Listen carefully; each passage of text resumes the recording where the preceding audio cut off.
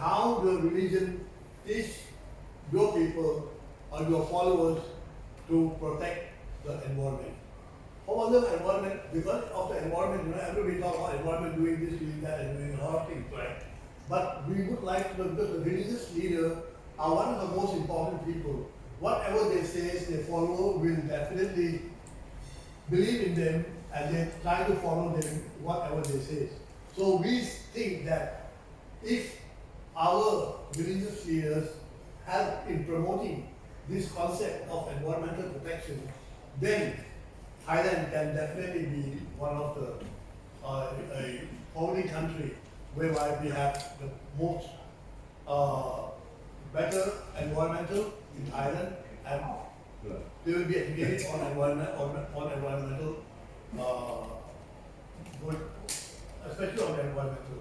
Now I would like to read one thing which has happened in Thailand.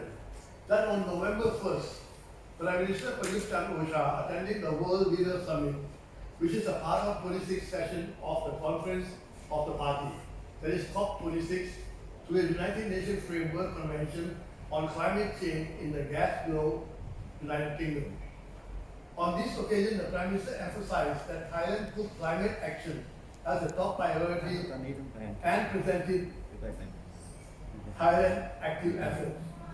The Prime Minister also announced Thailand aim to reach carbon neutrality by 2050 and net zero greenhouse gas emission by or before 2065 to urgently tackle the issue. As Thailand is one of the top 10 countries in the world most affected by climate change. Additionally, the Prime Minister presented Thailand BCG economic model capitalizing on the country's strength in biological diversity and cultural richness, and employ technology and innovation to transform Thailand as the pathway toward paradigm shift and environmentally friendly economic development, which will be main agenda of APEC during the Thai chairmanship. So the meeting is going to happen, the next meeting is going to happen on APEC, if they are going to discuss on these things. Almost all religions address the issue of the creation of universe in different form and with varying degree of clarity or detail. However, all religions agree that the creation is an act of God and should be treated with respect. Spiritual leaders at all levels are committed to protecting the environment and God's creation. My question is, what are the role of the religion on environmental protection? Or what are the things which your religion teaches your followers on environmental protection? So I will start with Islam first, followed by Christianity. Because normally, whenever we talk in the religious department, we start with Buddhism first, right? Followed by Islam, Christianity, Hinduism, and Sikhism, right? So I think that we'll do the same sequence. We'll start first with Buddhism. Okay, instead of Islam, we start with Buddhism first. So we are international already. We are not thinking about which religion we have, but we think about how for the religion make it useful for the world, for the other, right? Already. Like me, I think about like a meditation. Meditation is for all, not only Buddhism. It's from the nature. If anybody have the calm down your mind and can make the serenity, it's a form which touch, which teach, which thing which you want, but you can calm down by meditation. That is a very nature can do like that. Like when I was the director of Buddha Wonder, I have the course for training for the people and for the children from the other school. In which school we have the Islam from here. When Buddhists make meditation, she outside, free of them outside. I cannot because I'm from Islam. What do you think about it? Muhammad? What do you think about you can you breathe in and breathe out or not? He said, yes, I'm breathing. When you breathe in, he said, out. When you breathe out, out, out. This is what he did. Because in Buddhism, put, oh, put, oh. You call your God, you call your God. Like that. Can you do that? Oh, okay, like this. She goes, sit down. And look at me. When you breathe, it's not different. She can do like this. Then, in the which method which you use, like we talk together, we want to come to talk about, have the dialogue together. Our group, what we can do. Like if you want to make a difference of the children, how? If you want to have to respect in your mother, your family, how? I think every religion has the principle in the same mind. Don't storm, don't kill, don't take a lie, don't make a conflict in your family. Like this, have the same touch, have the same teaching in your family. How we can do together. In my hand, have the proposal of the PhD student talk about that. In the multicultural, how to stay together. That's right. I will decide for the conception framework for this proposal to like how to do. When you have activity together, you can do it. In my hometown, in Phetchaburi, in Ban Lam, Ampere Ban Lam, and Bang Khun Sai, have a lot of Muslims. And we live together with peace. We held together. When somebody talk about it for building house near temple, near rock, he said, we can go and use can help everything. But have some problem of some group in Nong Chau, Ampere Nong Chau, Bangkok. Minburi. We have a lot of Muslims staying here there for a long time. And in the secondary school is have the land of what. And in secondary school, โรงเรียนวัดหนองจอกมัธยมวัดหนองจอก have a lot of Muslim come to them. The children from Muslim said, if I have lunch at school, we have the pork for the food. That I don't like pork. Please don't sell pork in this cafeteria. No? Other children and the teacher said, okay, for you, I can do. Then in cafeteria, no pork. But in have some group, Muslim some group from the south, to check. I want more than that. I want have the place for Lama.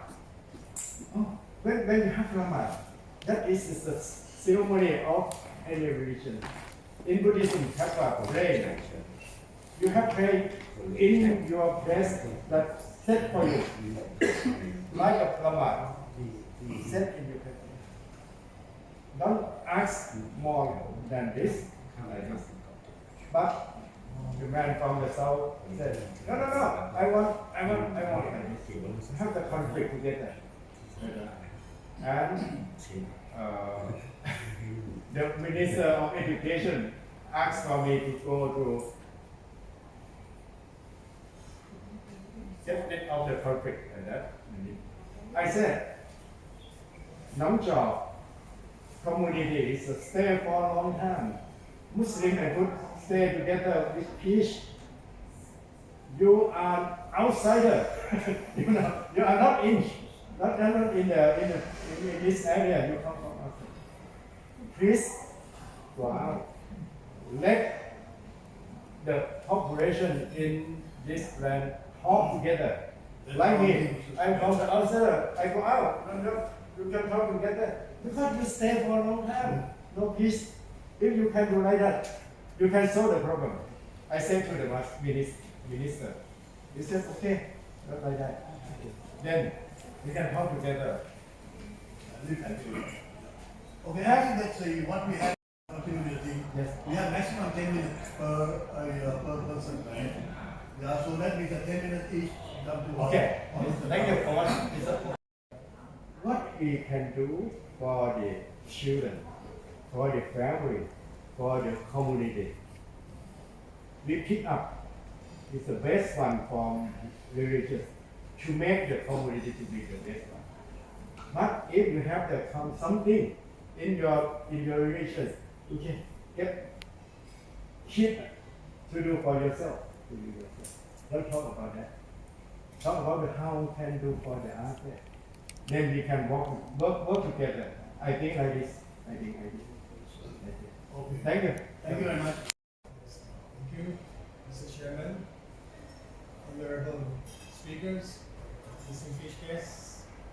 I would like to relate a story about meditation before I go to the environmental issues. Actually, meditation is the foundation for all religious matters. I know that what Moses have done on the Mount of Sinai, he did meditation until we received the revelation from God. Jesus Christ, salam, he was doing meditation in the orchard, Olives orchard, for a long time until we received the revelation. Buddha also did the meditation under the fig tree until Buddha received the revelations. Muhammad as well. Muhammad did the meditation in the cave Hira in Makkah for a long time until he received the revelations. And Salah or prayers has not come that time. So what Muhammad was doing? He was doing meditation. See how Muslims meditate. We remember Allah. Remembering of Allah makes your soul peace. So we say Subhanallah, Alhamdulillah, La ilaha illallah, like that. But of course, a better way to do the meditation for Muslim after Muhammad received the command from Allah is to say prayers, and we call it as-salah. This is the meditation with movement. We don't just sit and meditate, but we stand, we bow, we prostrate, we also sit, and again, repeat the unit again. And you could imagine how hard it is. That's why Muslims have to practice maybe for life, to make sure that whenever he moves himself, his mind is also never forget Allah all the time. With this practice, Muslims will be good citizens of the world. But of course, there also is a report that Muhammad said that some Muslims will also have to go to hell because they do not offer as-salah properly. They come for show. To let people see that they are pious, they go to the mosque and they offer prayers. These people are hopeless. But the truthful and the successful are people who offer as-salah with their hearts. Therefore, I would like to thank you, Professor, to encourage Muslim students to do the meditation. And I myself, I told my children to do it. I told all my family members that remember, Muhammad before he received the revelation, he did the meditation. See? Thank you. Thank you very much. Thank you. No, I'm not going to say All human beings is here. God has created man, that is Adam. And then God sent man on earth. as a guardian of the earth. Guardian of the earth means the relationship of man to this world is like trustee. Our duty is to protect the environment. As written in the Quran, Allah subhanahu wa ta'ala say to the angels that I will send man to guard this world. And the angels say a protest.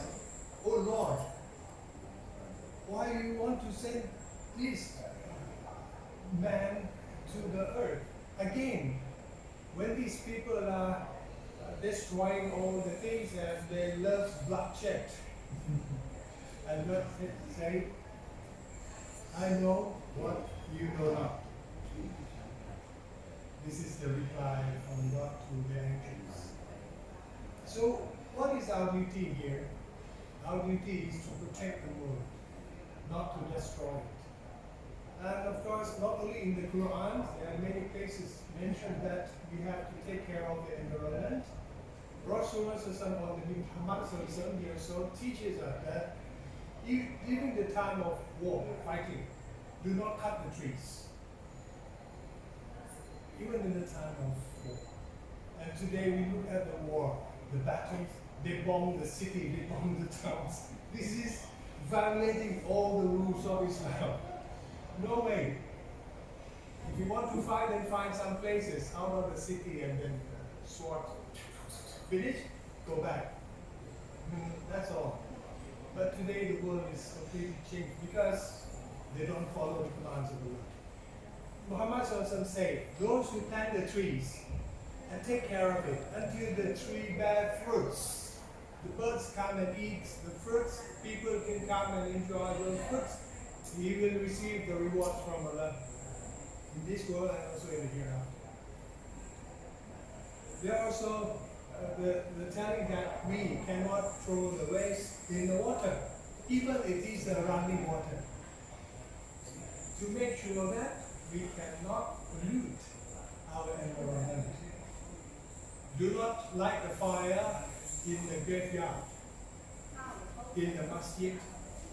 We cannot light the fire there. We can light the fire for cooking. So the environment will be protected only when people are following the command of God. And that is another 5 minutes. Afternoon to everybody, and I also want to thank the United Nations Peacekeepers Federal Council for the invitation. You were asking what are the Catholic doctrines about the environment and environmental protection. And we mentioned just three, no? There are many, but maybe the three that I see most important. And they are synthesized in the encyclical letter of Pope Francis Laudato Si. So there you can find like a synthesis of the Catholic doctrine and also all the passages in the Bible that speak about environment and environmental protection. So the first doctrine I think is that environment and creation is seen as a gift from God. A gift which God asks man as human beings to take care of, to protect, to develop, to take care, and not to dominate and to exploit. So this is very, very important. And I think that this understanding creation as a gift makes us have a sense of awe, of course, when you see the beauty of creation, and at the same time also a sense of gratitude, gratefulness to God for what He has entrusted, He has given us, and also a sense of respect. The fact that we have to really take care of something precious that is given to us as a loan, that then we have to somehow entrust to our future generations too. So it's not just ours to exploit and to use. And then a second teaching Pope Francis speaks about is that the environment creation is not just like a place, a stage, or a set of things out there, but he calls it a common home, our common home. where there is variety, where there is multiplicity that is able to stay together. And also in the Bible, it is quoted many times the fact that we are all interconnected. And each part is equally important, is very, very important. And it is needed to be together in this common whole. There is one saying, like Arahat, maybe for the Buddhists, like somebody who has reached a very high level of spiritual life, St. Francis of Assisi, who used to call Earth as a sister. It's a very simple thing, but to say that the relationship that links us to the environment is like that of a mother, of a father, of a brother, of a sister. And so the same way we take care of our mother, the same way we take care of our father, the same way we take care of each other as brothers and sisters. So that is also due to the environment creation.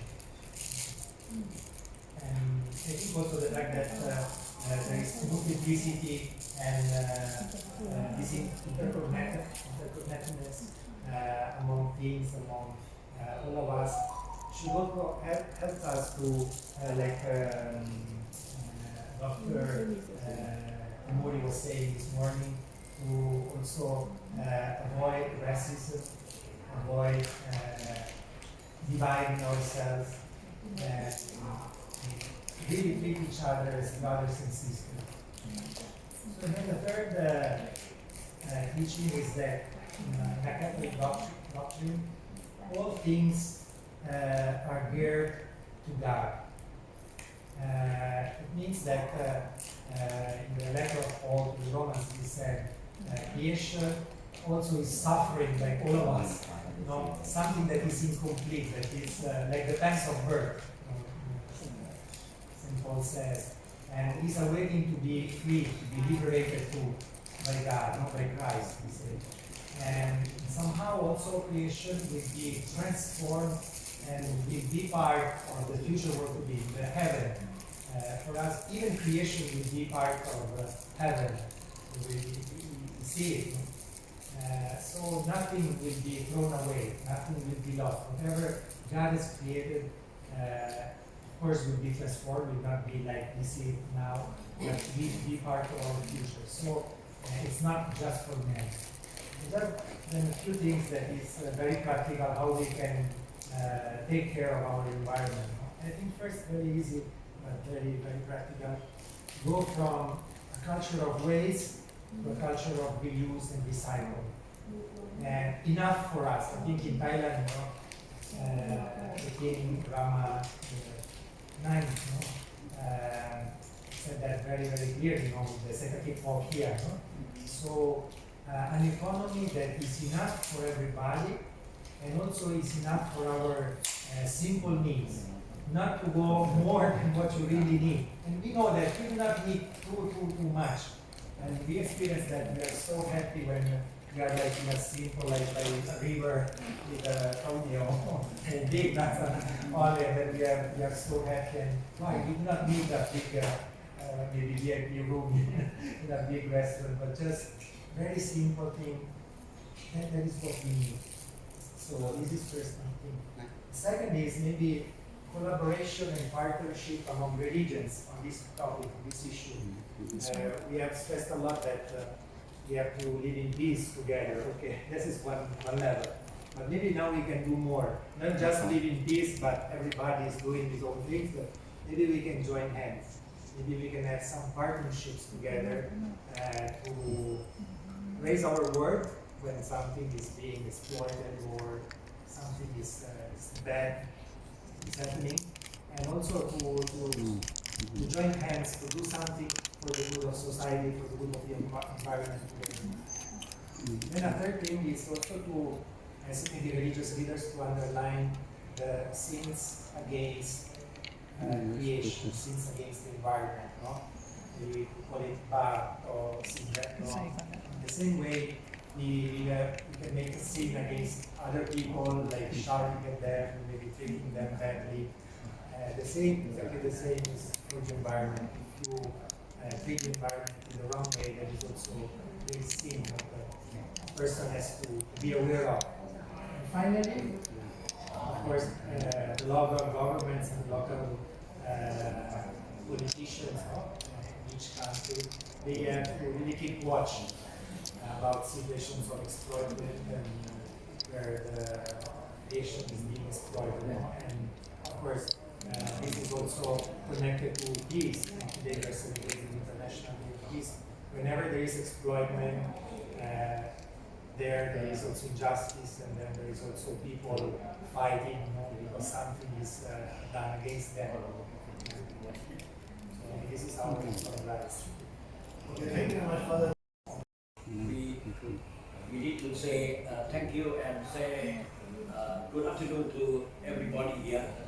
So, good afternoon all participants. In a special way, I would like to greet and thank you very much to the United Nations Peacekeepers Federal Council for the great effort in organizing this conference. I am grateful for the opportunity to speak to the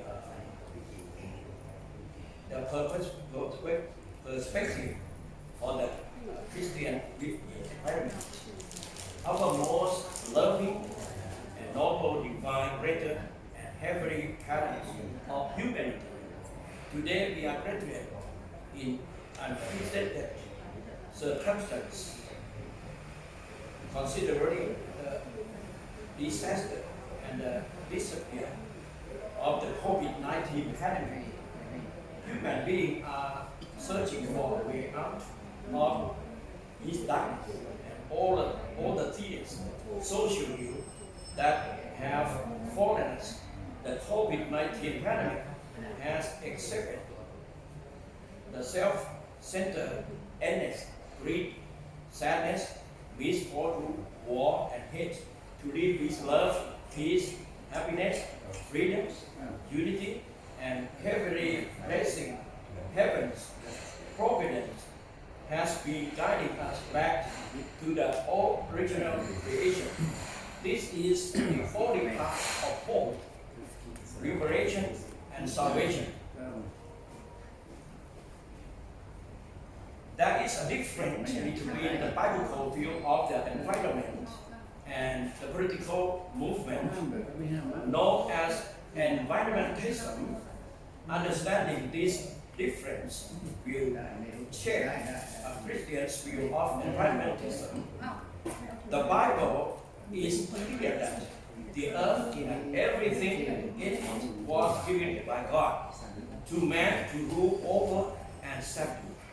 And God blessed them, and God said to them, be fruitful and multiply, and fill the earth and subdue it, and have dominion over the fish of the sea, and over the birds of the air, and then over every living thing that moves on earth. Because mankind was created by His image, God gave man and woman a privilege among all creators, and commanded them to exercise stewardship over the earth. Christianity, there are approximately 100 verses in the Bible that talk about protection of the environment. Christians therefore have environmental responsibility and encourage behavioral change for the good of the future.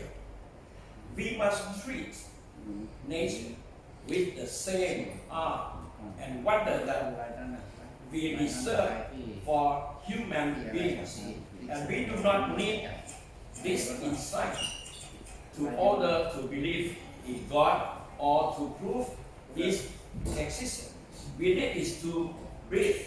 We need it for us simply to be. The urgent challenge to protect our common home, including concern to bring the whole human family together to seek a sustainable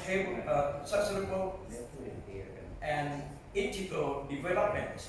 For we know that things can change the Creator does not abandon us.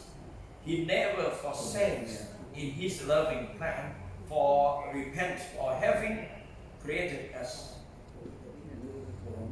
Humanity still has ability to work together in building our common home, as Father he mentioned already. Now the time for our participants in Thailand and around the world to work together to build peace and brought salvation and hope to people in face of persecution and crisis. For the sake of human, we should stand and conduct sustainable solution based on spiritual values. This is the manifest destiny of the 21st century. If we can join hands in the future, and the blessing that God has given us will come through, and our descendants will enjoy their happiness.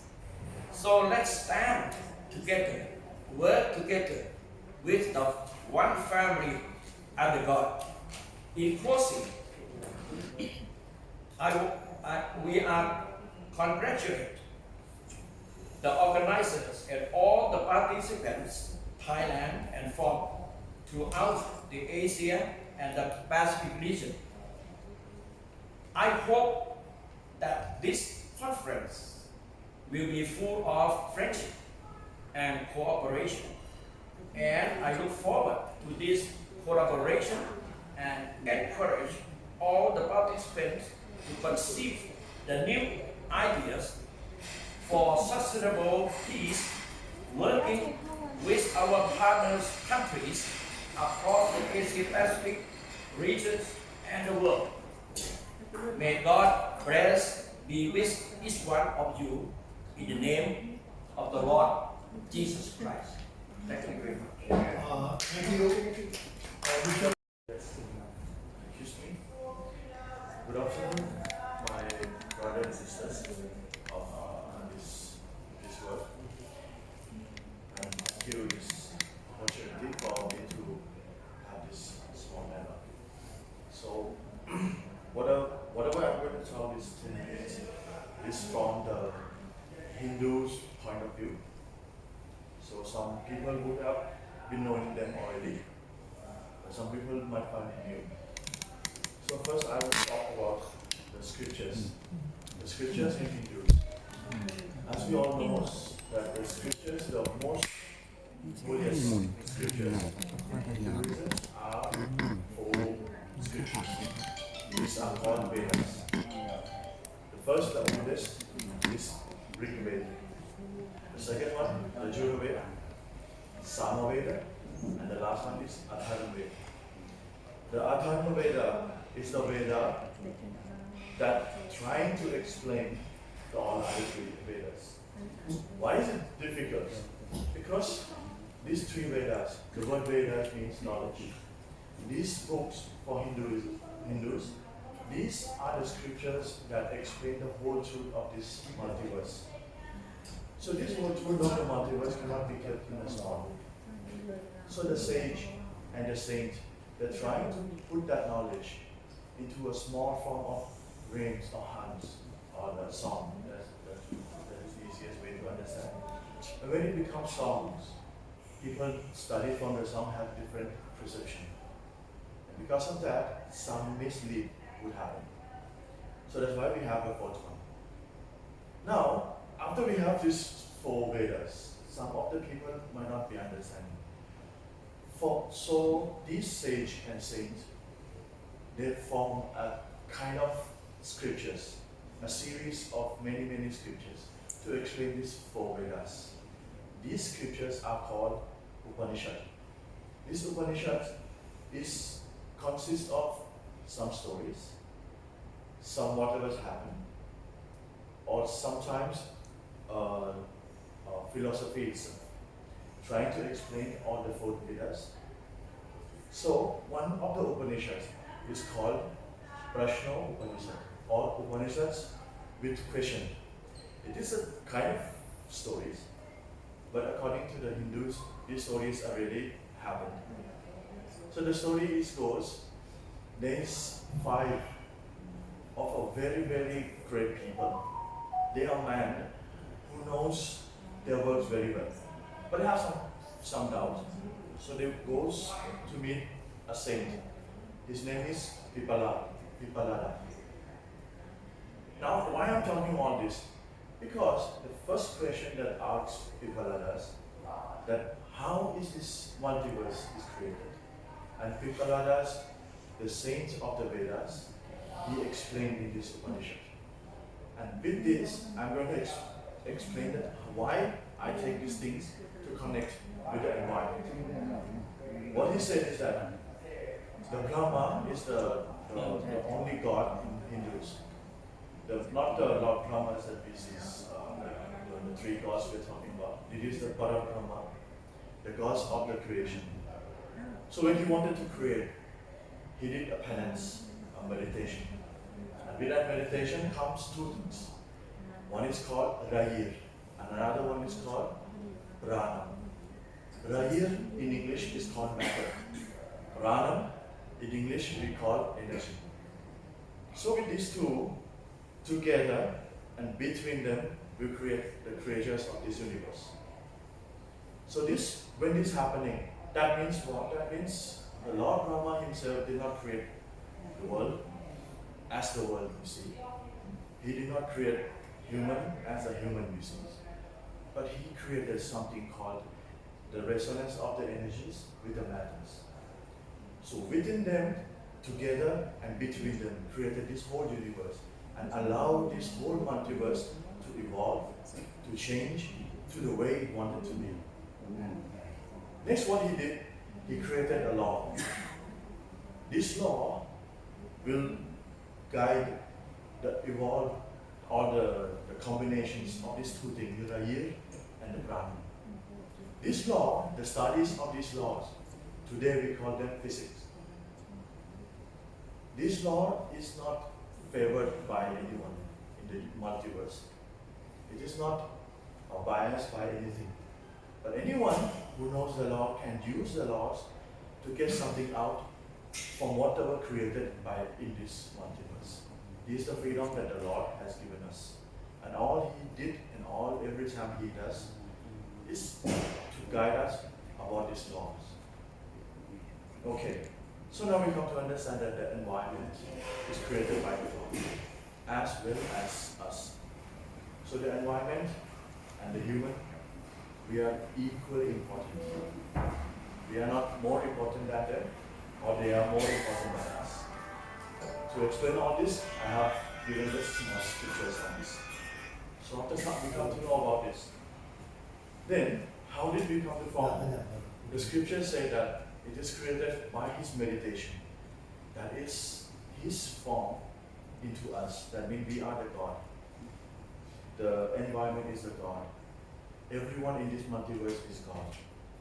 So, to protect the environment or to treat environment equally as treating the God is what in all the scriptures in Hinduism always teach us about. We treat the human, we treat a living creatures, a non-living creatures, and everything as God. Okay. Now we come to understand the scriptures thoughts.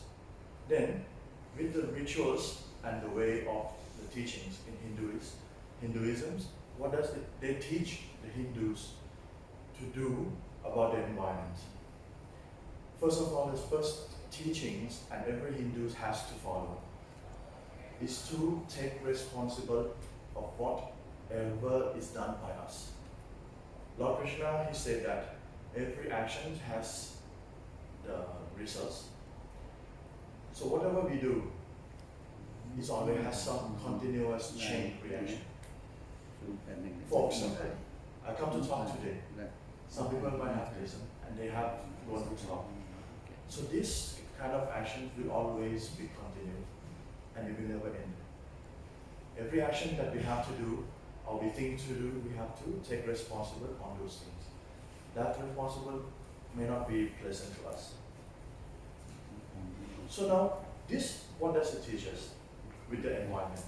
For example, I come out from somewhere and I start eating something. It is my responsibility to take care of whatever I eat, the waste that I have going to create by this eating, the things that I carry for my eating. So all the steps, these things have to be thought through, have to be think through. We should not do anything just simple just because it is easy for us. So for us Brahmin, whatever we take from the home, we come out to eat from somewhere, we fold them up, we keep in ourselves, we bring back home. That means the Brahmin will not throw things outside. We are not teaching the Hindus to protect the environment because the environment is good or giving something back to the humanities. Even though the environments or the nature does not give anything to us or give something very painful to us, still they are God. They are equally important as how we are. So with this, when we start seeing all these things, we do not abuse any kind of environment or nature. And that means we have to watch ourselves. Every movement of ourselves, every future work of ourselves, activities, every small activities has to be kept understand. To understand that further, many form of God in Hinduism is created. Lord Agni, Lord Surya, Lord Chandra, the Ganga Devis. If you understand that everywhere in this multiverse is God, and whatever we abuse them, we abuse God. And that we Hindus do not want it to do. So come to the rituals of the Brahmins that we always perform. The rituals have to be kept very, very, very sincerely about what will be the waste after the ceremonies. So what Hindus like to do, the food that is offered, we like to offer the food on the banana leaves. So after the finish of all the prayings and everything, these leaves can be given to the cows or the animals that can feed on them. This kind of thing, this kind of thought is always embedded in all the rituals, teachings and everything in Hinduism. Always we're trying to teach people to understand and protect the environment without knowing really that we wanted to protect the environment.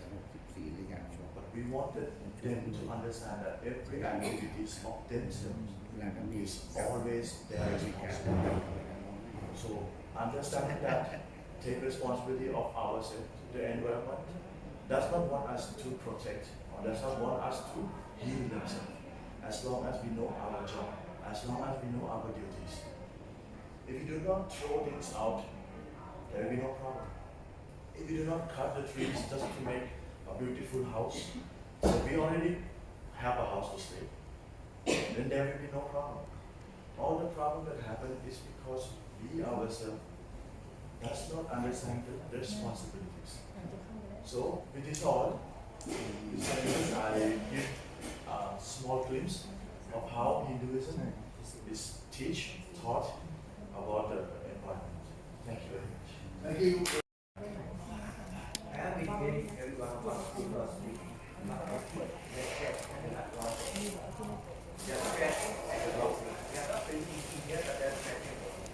what we are here today is that we do that we want all people can bring the carbon emission to zero.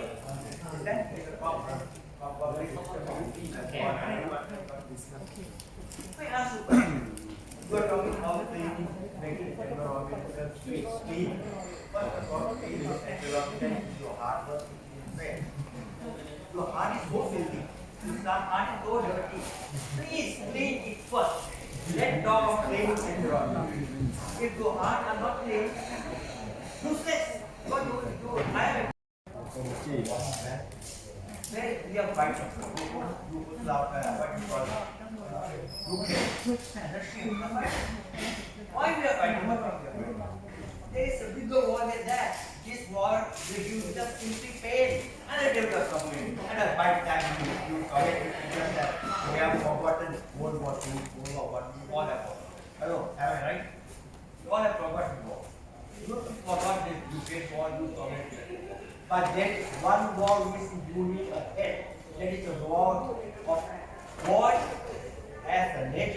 against human being, His creator. We are going to have a fear for God. Because we are disturbing His content. God has never created the world like this. God has sent algae to form photosynthesis to create oxygen. Because before that, oxygen was just 0.1. But with this marvelous photosynthesis, what happened to oxygen?